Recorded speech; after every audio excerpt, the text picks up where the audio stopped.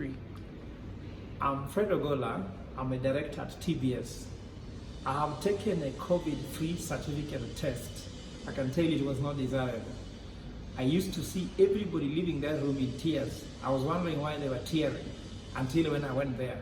It's not very friendly. But that's not the reason why I want to talk about why COVID-free certificate need to stop.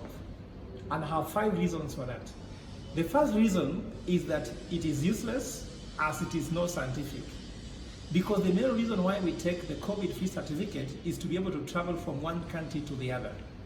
Now, if you took this COVID-free certificate test a day before, or they say 72 hours before, you give the sample and you spend like over 48 hours within interacting with people, you can actually be able to contract COVID, then you travel and you take this COVID to another country. How will people know when I land in Kampala, in Dar es Salaam, in Juba, that I am COVID-free? So it is not scientific because it does not prove when I land I am COVID-free, because that's what you'll do, but it cannot. The second thing, it promotes stigma. What if we are now allowing people, we are telling people you can't travel if we have COVID? What if one day it will become like HIV? Because people reacted to HIV the same way. Now there is stigma for those who have HIV. We are also going to stigmatize those who have COVID.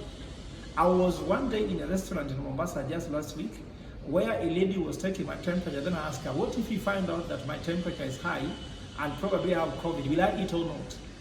So every restaurant will reject me, which means I can die of hunger. This is stigma. It should stop.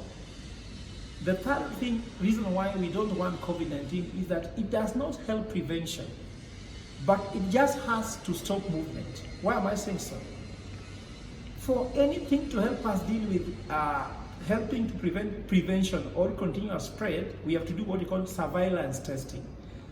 COVID-19 test, the way it's being done, cannot help to stop, to give us surveillance. We need rapid tests. Rapid tests give us some surveillance because the one we are doing is called antigen testing, not what's called antibody testing. With antibody testing, you can know anybody who has ever been in contact with COVID.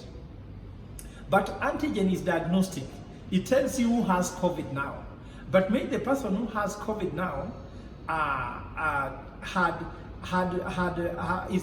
is okay, well, he's unwell. But the person who tests positive using rapid test, which tests for antibody testing, actually can tell us that he has the antibodies, but maybe sometimes he's not sick. So it gives us history of those who had contracted COVID over a long period of time, and with that statistics we can be able to predict something. Nevertheless, also solve the problem whereby it's instant. In 15 minutes you have the results. So I can land in Juba, they test me 15 minutes, they know I have COVID or not. And it tells me people I'm almost real time. And let me ask you what, suppose you are supposed to cross the road. I close your eyes and tell you, cross the road, I want you to cross the road running. Then I tell you that a car passed here 74 hours ago on the road, will you pass? But if I tell you 2 hours ago, will you pass? It tells you how serious it is, whereby you are making a decision based on 72 hours data. It can't help, especially with a virus spread. The fourth reason is, it cannot help us reopen the economy because it can't give us the projections and the numbers we require, because it is more of reactive, it's more of a post-mortem strategy rather than a proactive strategy, which is a preventive strategy.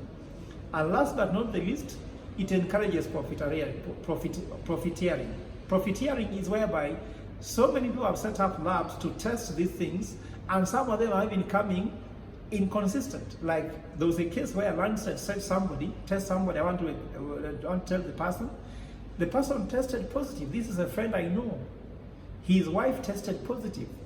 When the wife went for this rapid test, she tested negative. When she went to another hospital, she tested negative. So why are some people setting up large labs just to tell people that they are negative to travel, yet they don't test? You know that Kenyans' visa to UAE has been cancelled because Kenyans are getting certificates which are not valid. So people just pay and they go to UAE, which means these labs are fake. So that is profiteering, and this should stop. And that's why I mean COVID-free certificate needs to stop. Thank you. Nice.